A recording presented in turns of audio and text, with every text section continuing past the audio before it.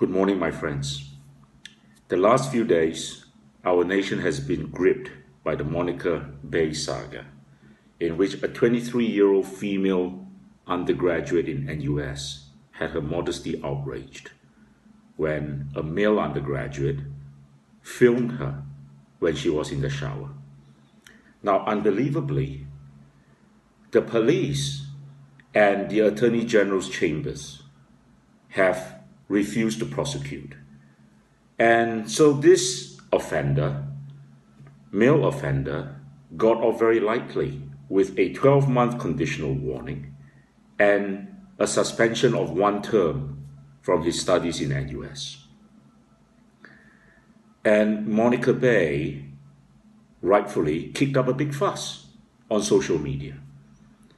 And it is good to see that Singaporeans have rallied to her cause, supported her, and are demanding that that male offender be punished more severely. Now, what is the difference between this case and a 2016 case in which a 23-year-old Republic Polytechnic student was given a 10-week jail sentence for recording a female student in the shower?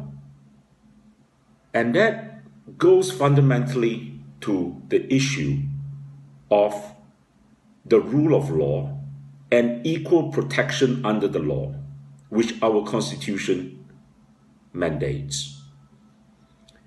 And Monica Baey is rightfully very aggrieved that she is not being given equal protection under the law, which our Constitution guarantees.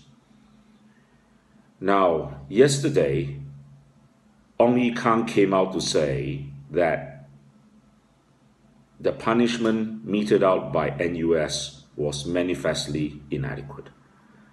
I go much further than that. It is not only manifestly inadequate, it is wrong.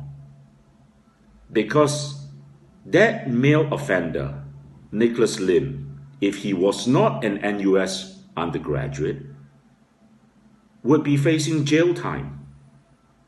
No doubt about that. So what this case has exposed is this.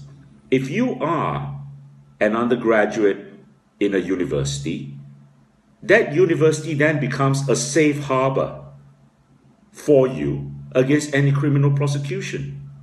Is that the message that this government, that our police, that the Attorney General's chambers is trying to convey? That is not right. And this is not the first time an outcry has arisen over what NUS has done.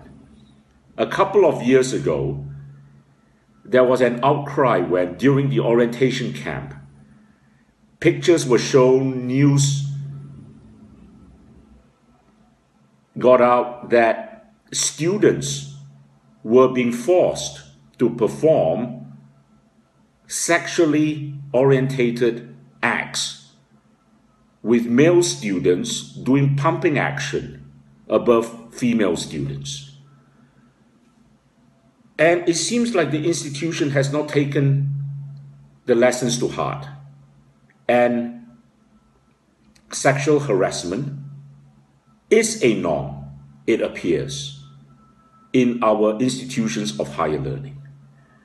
I think parents, fathers, are rightfully concerned about the safety of their daughters at these places of learning.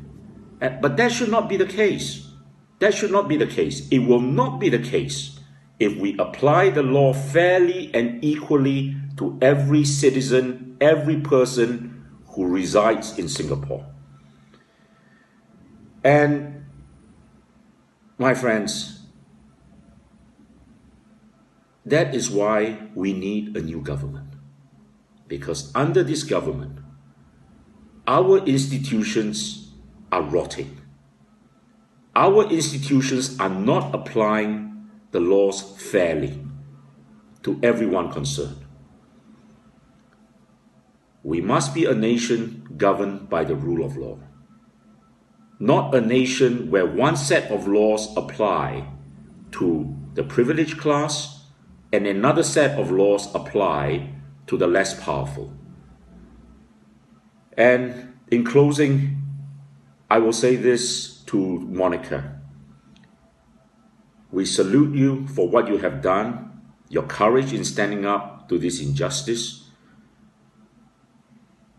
I strongly advise you to seek legal redress. And if you can't find a lawyer, I am willing to represent you, because I think what has happened in this case is simply an outrage. Thank you very much.